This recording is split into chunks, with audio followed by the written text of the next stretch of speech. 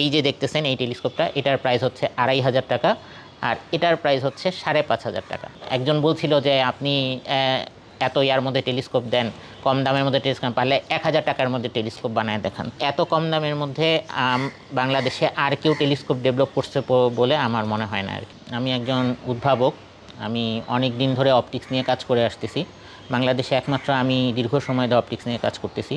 ২০০৯ সাল থেকে আমি শখের বশে টেলিস্কোপ বানানো শুরু করি। আসলে শখ না, আমার একটা টেলিস্কোপের কেনার ইচ্ছা ছিল, কিন্তু অনেক দাম হওয়ার কারণে সেই টেলিস্কোপ আমি কিনে উঠতে পারিনি। তো আমার নিজের জন্যই একটা মূলত টেলিস্কোপ তৈরি করতে গিয়ে আমি টেলিস্কোপ বানানোর কাজ শুরু করি। সো সেখান থেকে এই টেলিস্কোপ আমি তৈরি করি এবং এই টেলিস্কোপ দিয়েই আমি আকাশ দেখা শুরু করি। সো যখন মনে হলো যে যেহেতু আমার টেলিস্কোপ কাজ করতেছে এবং টেলিস্কোপ দিয়ে আকাশ দেখা যাচ্ছে, তো তখন মনে হলো যে আরও অনেকেরই কম দামে টেলিস্কোপের দরকার পড়তে পারে। তো সেইখান থেকে আমি কমার্শিয়ালি টেলিস্কোপ তৈরি করা শুরু করি। ২০০৯-১২ থেকে আমি প্রথম কমার্শিয়াল টেলিস্কোপ সেল করা শুরু করি আর কি। যেটা হয় আর কি, যে টেলিস্কোপ যখন মানুষ কিনতে যায়, ম্যাক্সিমাম টেলিস্কোপই বাইরের থেকে ইম্পোর্ট করে আনা হয়। আমাদের এখানে টেলিস্কোপ তৈরি হয় না বা কোনোখানে প্রডিউস করা এখন পর্যন্ত শুরু হয়নি আর কি।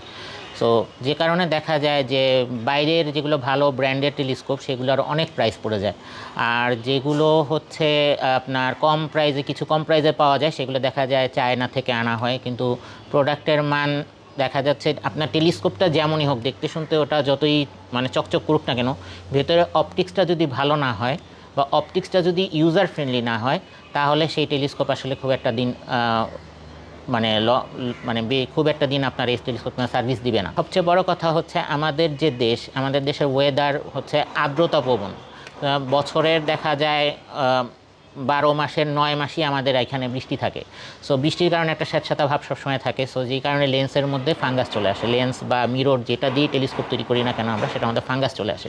তো লেন্স বা মিররের ফাঙ্গাসটা যদি আমরা এখানে রিডিউস না করতে পারি বা কোনোভাবে যদি এটাকে রিপেয়ার না করার অপশন রাখি, তাহলে এই টেলিস্কোপটা বেশি দিন আমাদের সারভাইভ করে না। সেখান থেকে মূলত আমি এখানে টেলিস্কোপগুলো তৈরি করি এবং আমি নিজে এখানে লেন্সগুলোকে তৈরি করি এবং এই লেন্সগুলো যদি কোনো কারণে ভবিষ্যতে যদি এরকম ফাঙ্গাস বা এরকম কিছুর সম্মুখীন হয়, তখন আমি এগুলোকে আবার পরিষ্কার করে ঠিকঠাক করে দিতে পারি। সার্ভিসিংয়ের বিষয়টা এখানে আছে, যেটা বাইরের টেলিস্কোপে এই বিষয়টা নাই আর কি। তো যখন দেখা যায় যে অনেক দাম দিয়ে টেলিস্কোপগুলো কেনা হয়, দেখা যায় যে অনেকেই সেটা অ্যাফোর্ড করতে পারে না। ন্যূনতম দেখা যাচ্ছে যে ১৫ থেকে ২০, ২৫, ৩০, ৩৫, ১-১.৫ লাখ টাকারও টেলিস্কোপ আছে। কিন্তু এখন কথা সবার পক্ষে ২০-৩০ হাজার, ২৫,০০০ টাকা দিয়ে টেলিস্কোপ কেনার সামর্থ্য নাই, কিন্তু তাদের শখ আছে একটা টেলিস্কোপ দরকার, বা তারা মনে করে যে হ্যাঁ, একটা টেলিস্কোপ থাকলে আমি আকাশ দেখতে পারতাম। সো তাদের কথা চিন্তা করে আমি কম টাকার মধ্যে টেলিস্কোপ তৈরি করা শুরু করি। তো অনেক গবেষণার পর আমি এই ধরনের এই টেলিস্কোপগুলো তৈরি করতে সক্ষম হই।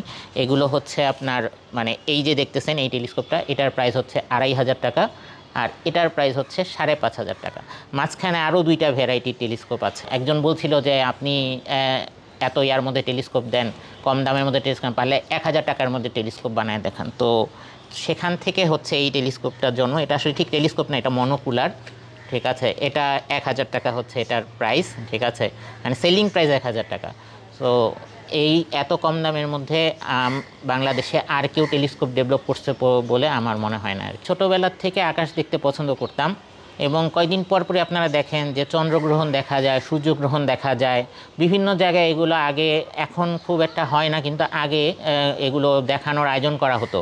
সেখানে দামি দামি টেলিস্কোপ নিয়ে বাইরে থেকে নিয়ে এসে এই চন্দ্রগ্রহণ সূর্যগ্রহণ দেখাইতো। হ্যালির ধূমকেতু আসলো যখন, ঠিক আছে, ১৯৯৬ সালে, তখন আমরা সবাই মিলে হ্যালির ধূমকেতু দেখলাম কলাবাগান মাঠে। তখন আমরা ধানমন্ডিতে থাকতাম, ঠিক আছে। কলাবাগান মাঠে গিয়ে দেখলাম, ঠিক আছে। সো কলাবাগান মাঠে যখন দেখতে যাই, তখন এই টেলিস্কোপটা আসলে খুব প্রয়োজন মনে করি যে একটা টেলিস্কোপ দরকার।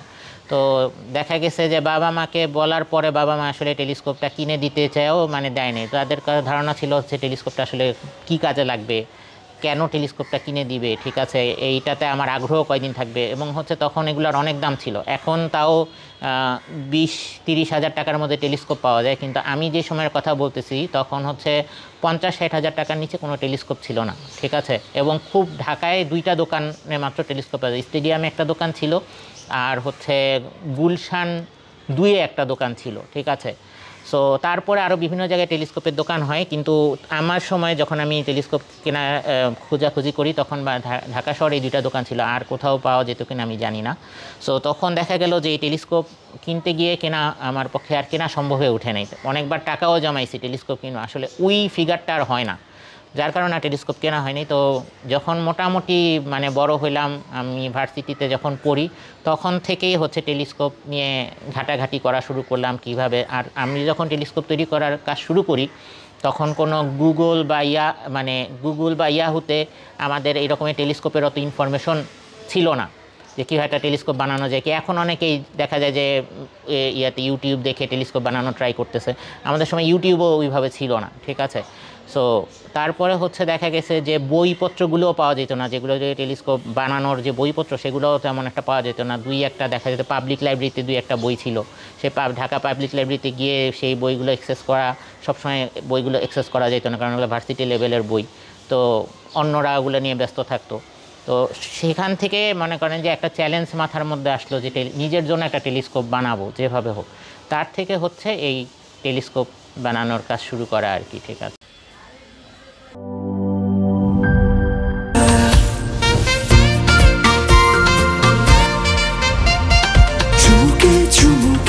Enjoy the life, চলো পুরাই খুশি তুলে নিয়ে হাতে। Cheer up, oh oh, cheer up, oh oh, cheer up, oh oh, cheer up. চিল হবে রিফ্রেশিং মুডে। চিয়ার আপ, চলো উড়াই খুশি।